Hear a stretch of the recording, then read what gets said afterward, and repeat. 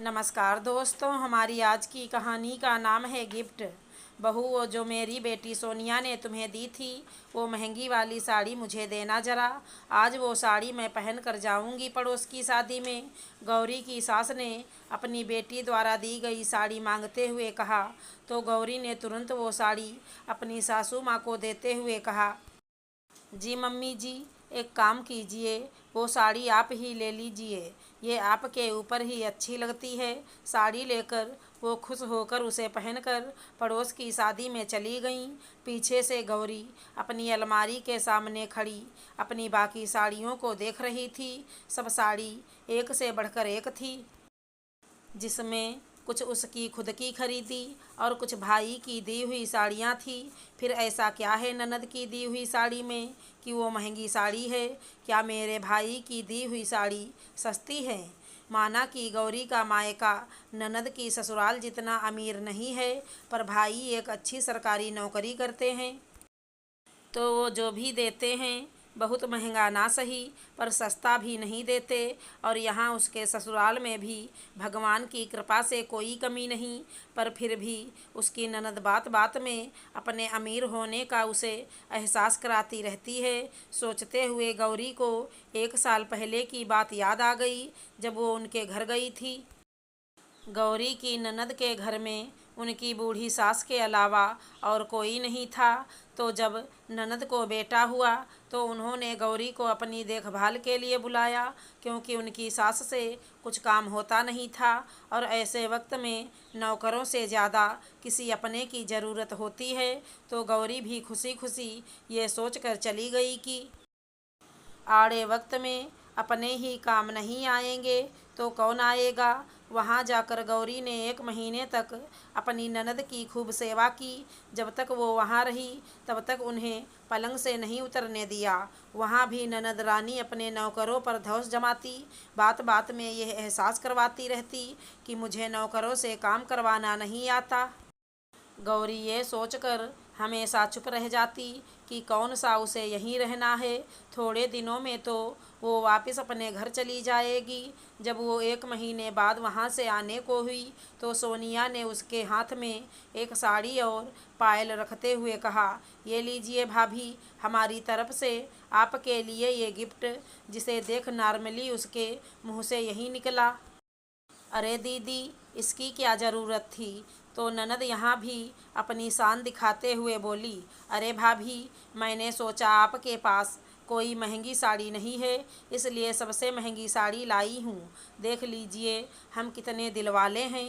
गौरी को अपनी ननद का यूँ बोलना बिल्कुल अच्छा नहीं लगा, सो उसने उनका गिफ्ट ये बोल कर लेने से मना कर दिया कि दीदी, मुझे इतनी महंगी साड़ी और पायल पहनने की आदत नहीं है, अपनी चीज़ें आप अपने पास रखो। वहीं पीछे खड़ी सोनिया की सास ये सब सुन रही थी, तो उन्होंने अपनी बहू को डांटते हुए कहा, सोनिया, ये तुम अपनी भाभी से कैसे बात कर रही हो? ये कोई तरीका है किसी को गिफ्ट देने का? और तुम अपनी वाहवाही में ये भी भूल गई कि जिस घर की तुम बुराई कर रही हो वो तुम्हारा अपना मायका है। इतना कुछ होने के बाद गौरी तो वहाँ से कुछ लेना भी नहीं चाहती थी, पर सोनिया की सास ने अपने प्यार का वास्ता देकर आशीर्वाद के रूप में वो साड़ी उसे दे तो दी, पर उसका कभी मन ही नहीं हुआ उस साड़ी को छूने का भी। पर आज जब मम्मी जी ने वो साड़ी मांगी तो उन्हें वो देकर जैसे उसके ऊपर से वो साड़ी संभाल कर रखने का बोझ उतर गया था।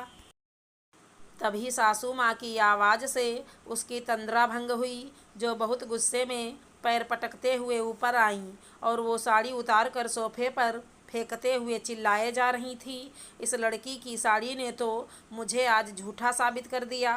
गौरी ने सवालिया नज़रों से देखते हुए दूसरी साड़ी उन्हें पकड़ाते हुए पूछा, क्या हुआ मम्मी जी? अरे क्या बताऊं बहू, मैं जिस साड़ी की सभी के सामने महंगी और डिजाइनर समझ तारीफ कर रही थी, बिल्कुल ऐसी साड़ी सरमाइन पास के मार्केट से बहुत ही सस्ते में लेकर आई हैं।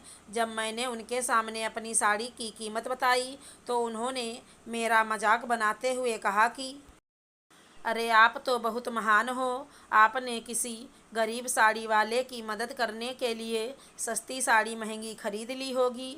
सासू माँ की बात सुनकर गौरी को हंसी आ गई, जिसे वो जबरन छुपाने की कोशिश करते हुए बोली, हो सकता है मम्मी जी, जो शर्मा आंटी साड़ी लाई हैं उसका डिजाइन एक जैसा हो, पर कपड़े में अंतर होगा। सासू माँ और भी गुस्से में चिढ़ते हुए बोलीं, नहीं बहू, मैं देख कर आई हूँ, डिजाइन, कपड़ा, यहाँ तक कि कलर भी एक जैसा है। सब कुछ एक जैसा होने पर भी कीमत में इतना अंतर तो नहीं हो सकता। थोड़ा बहुत अंतर होता तो समझ आता, पर इतना अंतर, ज़रूर इस लड़की ने हमसे इसकी असली कीमत छुपाई है। मेरी बेटी की इस साड़ी ने मेरी बहू के साथ साथ मेरा भी अपमान करवाया है। मैं उसकी अभी खबर लेती हूँ, आज उसकी खैर नहीं। बोलते हुए अपना फ़ोन लेकर सासू माँ अपने कमरे की तरफ बढ़ गईं और गौरी वहीं ये सोचते हुए खड़ी रह गई कि क्या कोई अपने पैसे की शान दिखाने के लिए इतना भी गिर सकता है कि उसे अपनी माँ से भी झूठ बोलना पड़े। कुछ भी हो, पर आज वो खुद को बहुत हल्का महसूस कर रही थी, क्योंकि आज उसके सर से महंगी साड़ी का बोझ उतर गया था। अगर हमारी कहानी पसंद आई हो तो चैनल को लाइक शेयर सब्सक्राइब करें। धन्यवाद दोस्तों।